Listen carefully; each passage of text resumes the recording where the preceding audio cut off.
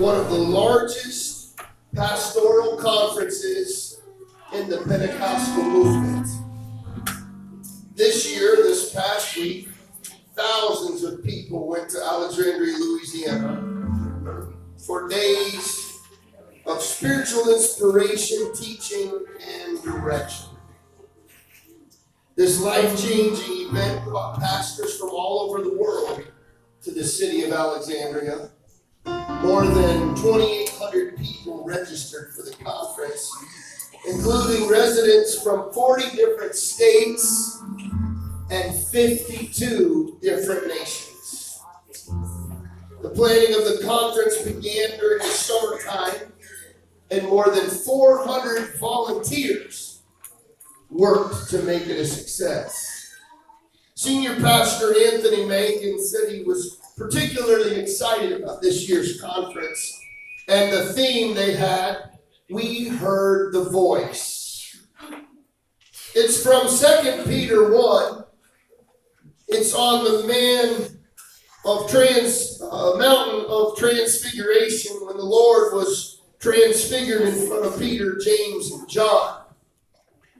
They heard the voice from heaven, and they said, "This is my beloved," and said, "This is my beloved Son, whom I am well pleased."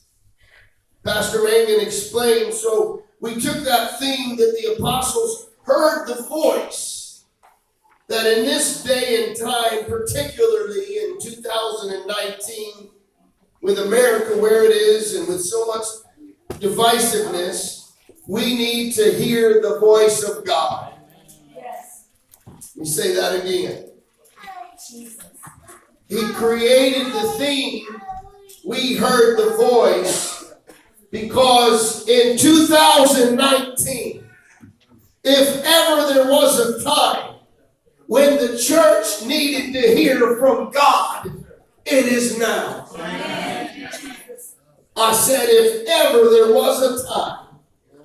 I'll tell you, there's probably a lot of opinions on this.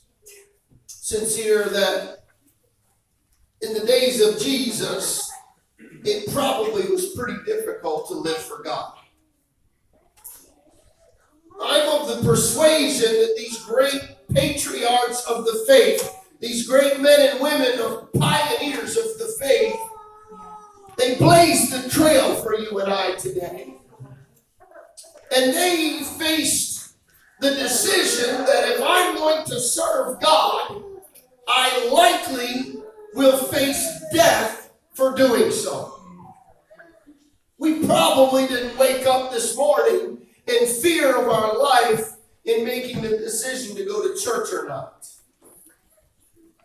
But let me tell you this, when they got what you got, they knew that they were staring a pending death sentence in the face. But I'm almost, Brother Johnson, of the persuasion that it's more difficult to serve God today than it was at the beginning of the first century. Not so much that we face death every day, but that we face spiritual death in our decisions every day. Sure. They didn't battle with pornography in the New Testament day. At the turn of the century when the church started, there was no pornography. I mean, come on, let's be honest. There wasn't paper, there wasn't computers, there wasn't internet. What do you think? Somebody drew a picture of a woman on the wall with a piece of rock on a rock wall and said, "Ooh, that's nice, so check her out." It wasn't pornography like there is today. Sure, there was lust, but the communities were so small. Buddy, you messed up and you wore an A on your forehead and they dragged you out into the streets. It wasn't a big temptation for that kind of stuff. There probably wasn't as much cussing then as there is now. Drinking wasn't like you could just go down to the local ABC store and pick you up a 40 of Red Bull. You weren't going for Mad Dog 2020. You had to make your own wine. So I don't think drinking was quite the problem. There's so many things. I mean, sure, you might have been tempted to from somebody. That's probably the problem. But really, how many of us have been so tempted to want to use lethal force? I believe that Brother Mangan nailed it. The theme, we heard the voice echoing the words, and the theme that the disciples, Peter, James, and John, they heard the voice from heaven. So for a few moments tonight, not in a preaching fashion, which would be the norm, I want to share with you what I heard this week. A pastor by the name of D.G. Hargrove shared the story of how that when he was a boy, all the neighborhood kids would have BB gun fights. Has anybody ever experienced the sheer joy, excitement, pain, and fear of a real BB gun fight? Okay. Wow. 100 men and 3 women. He went on to tell that they would hide all over the farm where he lived, and they would get teams and they would shoot at each other. And if you've ever done it, and so many of you have, you find strategic places. You want the high grounds to shoot somebody. You want to hide behind a rock, or you want to hide behind a bale of hay, I presume, or a tree, or up in the tree. You wanted the best spot possible. Now go back. D.G. Hargrove is probably sometime in the 60s or 70s. So the BB guns that they had back in his day was a Daisy Red Ryder. They didn't have these pellet guns, 177 jobs. They had a single BB cock action. So you had to have high ground. So he goes on to tell the story of this one young man. I can't remember his name, but let's call him Billy for the sake of the story. And Billy was the one that everybody loved to watch die. Because when Billy got shot, it was such a dramatic event that everybody would yell, "Hey, Billy's been shot." And the game would stop and they would all run to where Billy was to watch him, because Billy always hid in the hayloft of the barn. And when Billy would get shot, he'd clutch his chest and he'd fall backward and he'd fall forward and he'd fall backward, and then finally he would fall off the hayloft into a pile of hay below. And as Brother Hargrove told the story, he said Billy was the best guy that he could remember at dying. Billy, everybody wanted to go see Billy die because he was so good at dying. He went on to say that we've got to get good at dying to be good at living. And he's on that, and he told us how when the Bible tells us we got to die to sin. And we've got to die to self. Selfishness is not in the Christian manual. It's not something. So Paul said, I died daily. And it didn't mean that he took a shot and fell out of the hay barn. It meant that he died to himself, that his desires were not his own. One thing that really stood out to me during this conference, and what I'll do is I'll interject some of my own reflections amidst tonight of the things that I heard. One thing that really stood out to me was personally that we can learn from all sorts of different people. I want you to stick with me for a minute. We can learn from strong fighting men. I want the men to think for the next few moments of time. I want the wives or the ladies to think for a few moments of time. I want the children to think, as I described, if you know somebody that falls in one of these columns. We can learn from somebody that is a strong fighting man. We can learn from an easygoing, kind man. Brother Willie, would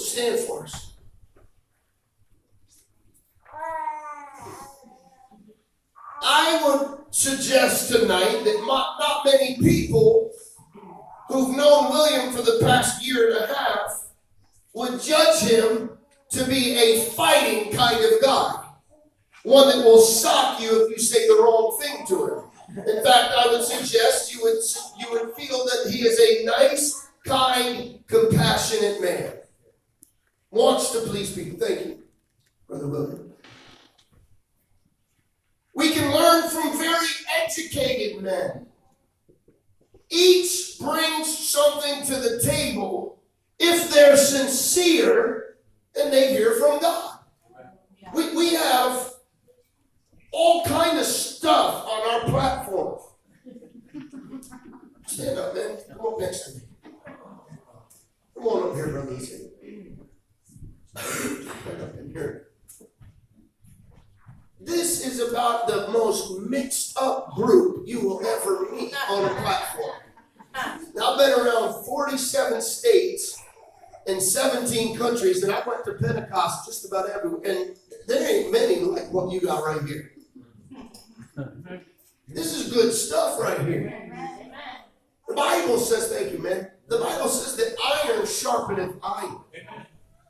And what I'm bringing to the table tonight, it's not going to be what Brother Lassane brings to the table one night, and not going to be what Brother Hernandez brings to the table another night, and not going to be what Brother Comier brings to the table another night. So it takes all different kinds, and if they're sincere and they hear from God, then we can learn a lot from every one of us. I tell people, chew up the meat and spit out the bones. I'm not always going to say stuff in preaching that you like. If you don't like it, I'll tell you what, do like you do a cat. Brother Obanoff, if you pet a cat the wrong way, it's going to go. Leroy is going to claw you. I'm suggesting tonight, you're not petting the cat wrong. The cat's facing the wrong direction. And if you'll just turn the cat around, it'll start purring. You can be pet the same way. You just got to go the right direction. So if you don't like it, chew up the meats, spit out the bones. You don't like something that's being preached? Don't put it on Facebook and blast somebody and tell everybody how much you can't stand what they say or what they do or how they act. Just take the meat out of it. I guarantee you God will give you a nugget from everything that ever comes across this pulpit. Amen? Amen.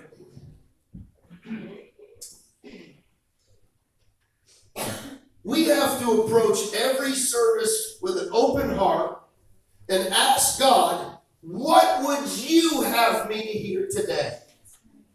If you'll do that, God will give you meat.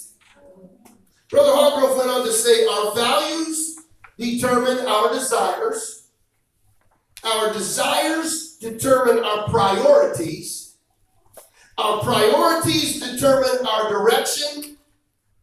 And our direction determines our destiny. Ooh, I like that. We start out with our values. What do we value the most? Some of you will say, my children. Some of you will say, my job is very important to me. Some of you will say, my church is very important to you. And obviously, the staple, the core, everybody will say, my God is important to me. But what you value the most is going to be what determines what your priorities are, and what your desires are. And then your desires will determine your priorities, and your priorities will determine your direction. Ultimately, that's going to decide where you go. He also said, God help me to serve with an open hand. And he went on to explain, so many people are approaching God with so much stuff in their hands that God can't bless them. It's like you try to give that kid something good and they got all the stuff in their hand and they're like, okay. I submit to you tonight that if you'll get the stuff out of your hands before you come to God, Now that can be anything. That can be bad stuff. You might be holding on to your past failures, your past mistakes. Or on the other side, you might be holding on to your past successes. You might feel like, man, I'm such a success. I've done so much great stuff in my life that I don't need any more stuff. When all along God is saying, why don't you just come to me humbly? Come and lay whatever you got down at my feet. And let me give you what you need. Not what you necessarily think you want, but what you need. In fact, the Bible says that God will give you your every need. It's singular. We don't need a whole lot. Serve with an open hand. So many people are approaching God with so much stuff in their hands that God can't bless them. We've got to release some things, past failures, past hurts, too much success. Pastor Brent Colthorpe said, as leaders, we must be willing to change when God necessitates change. And I'll apply that to every saint of God in this building tonight. We must be willing to allow ourselves to be flexible when the Lord calls for it. Do you know that living for God, boys, there's going to be times where we have to step out of our comfort zone? I'll tell you, when I first got in this thing, Regina, I was a really different person. I came to church and Sister Rick, I remember first up, I wasn't a huggy guy. And I get to the church, and then I was in the military at the time, and we didn't have women on war-going vessels, so it was just men's, and the brothers in the church will hug each other. But I'm going to see. You're not going to be hugging on this. I don't know how y'all roll in your Navy, but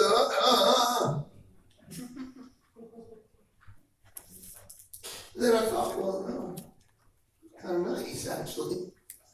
I mean, it was kind of nice. See how he did that on the back wheel? Yes.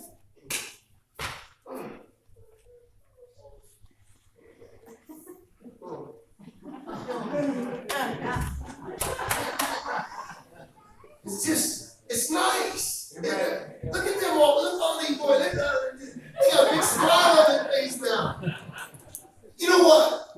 Come on. Stand up real quick. It's just us here tonight. Ain't nobody here but us. Come on. Stand up. No, you're not. Don't tell me I yell. There ain't no yell. You're sitting down.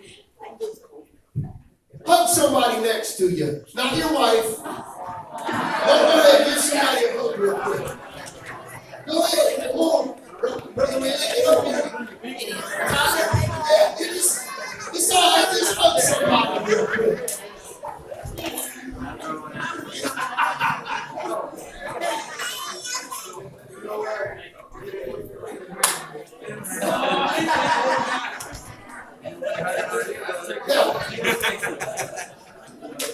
Okay, y'all have too much fun with this. You started it. Look around the room.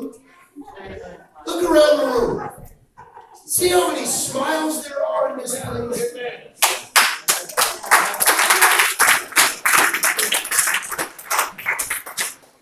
So, this is what happened with me. You could be seated.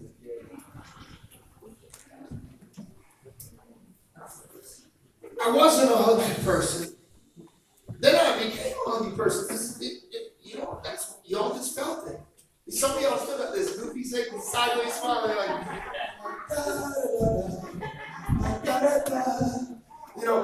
So I was like, okay, that's cool. Well, sincere. Then I get back from deployment. It's just men, and we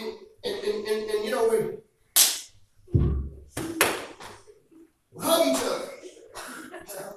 Then I get back, Sister Nicole, and there was no men in my church at sea. But now I look out and there's all these women.